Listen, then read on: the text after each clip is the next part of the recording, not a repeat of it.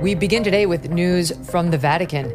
Pope Francis dead at age 88. It was kind of shocking to wake up to, even though we knew he was not in good health. He had had double pneumonia and been hospitalized for some 5 weeks in mid-February. I mean, we knew he wasn't doing that well, but it seemed like he was past the worst of it and maybe was getting a little better, or at least on the road toward getting a little better. And then Cardinal Kevin Farrell somberly came out this morning and stated at 7:35 this morning, the Bishop of Rome, Francis, returned to the house of the Father. Megyn Kelly drops bombshell on Trump and Pope Francis. A shocking Vatican cover-up no one's talking about. The Vatican's walls have secrets thicker than their ancient stone. But this one could rewrite history. Pope Francis is dead. Trump is back in power. And buried in their final private meeting lies a revelation so explosive, it threatens to tear apart the Catholic Church and the White House.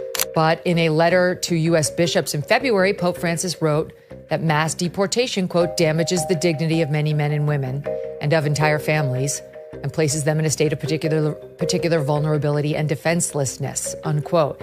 Megyn Kelly has the tapes, the documents, the witnesses. This isn't speculation. This is the untold story of how two of the most powerful men on earth collided, and why the Vatican is scrambling to bury it before the world finds out. And, a lot of us who are Catholic but lean right felt this tug of war going on between the Pope's messaging and what he wanted us to believe were, deep Catholic teachings, and what we understand as Americans who are watching our citizens murdered in the streets by these people to be true.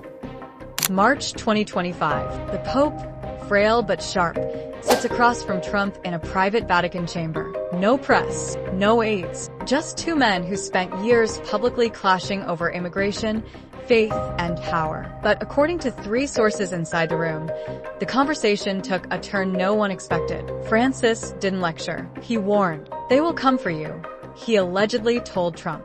How he could so misunderstand somebody who is our leader here, our political leader here. And the reason President Trump is so devoted to getting rid of these people who Pope Francis just looked at as vulnerable and defenseless. Well, you know who is vulnerable and defenseless? Laken Riley. Not the Democrats, not the media, the old guard, the Vatican's old guard, the same forces that forced Benedict XVI to resign, the same ones who've controlled papal elections for centuries. Why would a dying pope whisper this to AU president? Because Francis knew something about the conclave, the next pope, and a plot to destabilize the West. And one of the last people to meet with Pope Francis was Vice President J.D. Vance. Pretty incredibly. The vice president had a brief meeting with the pontiff yesterday, where the pair exchanged Easter greetings and gifts, Mr. Vance telling Pope Francis he prays for him daily. Why? Within 24 hours of Francis's death, 5 Vatican archivists were abruptly reassigned. 2 Swiss guards, the one stationed outside the Pope's private quarters, vanished from duty rosters, and a sealed envelope, marked for Trump's eyes only.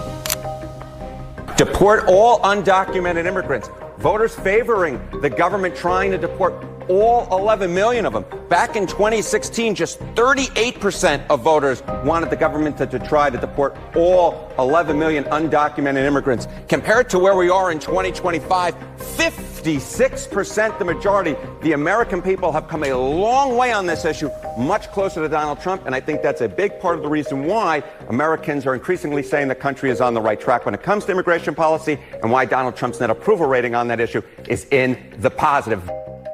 Never left the Apostolic Palace. Megyn Kelly's sources confirm.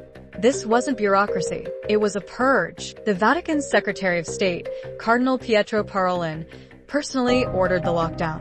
Why?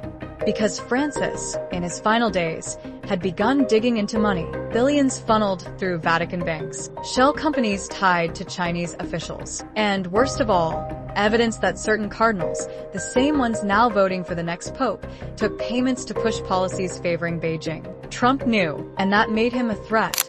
He, as you know, has been getting hit by the courts left and right for not providing these people enough due process. And even with Trump's, you could call it, cut corners, He's only gotten 11,000 out in February. I haven't seen the March numbers, but you can assume it's around there. The White House isn't sitting idle. Defense Secretary Pete Hegseth, a Trump loyalist, has quietly deployed a team of cyber operatives to trace Vatican-linked transactions. Their target? A shadowy network of Catholic charities that allegedly funded NGOs helping illegal immigrants cross the border. Sound familiar? To El Salvador or anywhere else, and it's starting to look like just a peppercorn will not be enough, to steal a phrase from another area of law consideration.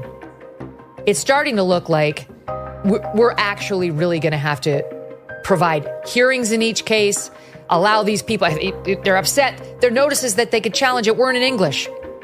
It should. Pope Francis famously called Trump's border wall unchristian. But now, leaked Pentagon reports suggest those NGOs weren't just helping migrants. They were recruiting them. For what?